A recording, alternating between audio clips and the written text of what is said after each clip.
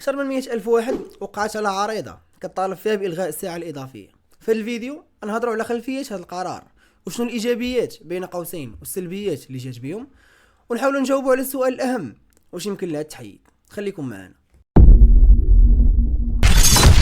نهار 26 أكتوبر 2018 اتخذ القرار باش تزاد ساعة إضافية في المغرب، ونهار 28 من نفس الشهر طبقات بصفة رسمية. والاسباب اللي استندت عليهم الحكومه باش تبرر هذا القرار كانت اهمها ثلاثه ديال الحوايج. اولا التغيير المستمر للتوقيت ديال الدراسه اللي كان كيتغير تقريبا 4 ديال المرات في الموسم. ثاني حاجه كانت هي الاقتصاد والحفاظ على الامن الطاقي، حقاش كيف كتعرفوا فاش النهار كيطوال كنولوا نستعملوا الطاقه بشكل اقل، ولكن حنا كاملين كنعرفوا شنو هو السبب الرئيسي اللي خلى ان هذه الساعه تطبق، واللي هو تقليص الفارق الزمني مع الشركاء الرئيسيين الاقتصاديين. ولكن واش المواطن العادي كيحس بهذه المبررات ولا غير كتبقى حبر على ورق؟ قبل ما نطولوا الفيديو، اهم سبب اللي كيخلي الناس انها تطالب بالغاء الساعه الاضافيه هو الخروج في الصباح للعمل.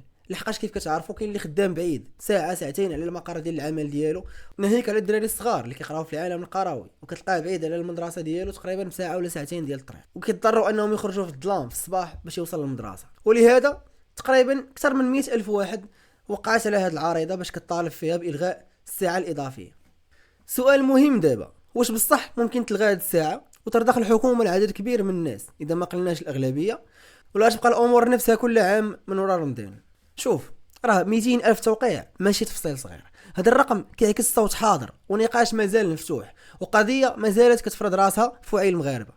ولكن الحقيقه اللي خاص تبقى واضحه هي ان الطريق من الرفض الشعبي الى القرار الرسمي كيجوز عبر قانون وعبر مؤسسات وعبر خطوات منظمه عندها وزنها. والسؤال اللي كيبقى مطروح هو: واش هذا الملف غادي يبقى مجرد موجه نقاش ولا غادي يتحول فعلا لواحد المسار اللي يقدر يصنع التغيير؟ اذا وصلتي حتى لهنا خلي لينا الراي ديالك في كومونتير، ودير لايك وسبسكرايب الى عجبك المحتوى. ما تنساش جايين فيديوهات مهمين خصنا نهضروا عليهم وندير لهم واحد التحليل بسيط بطريقتنا. كان معكم كافيين في فيديو جديد، مع السلامه.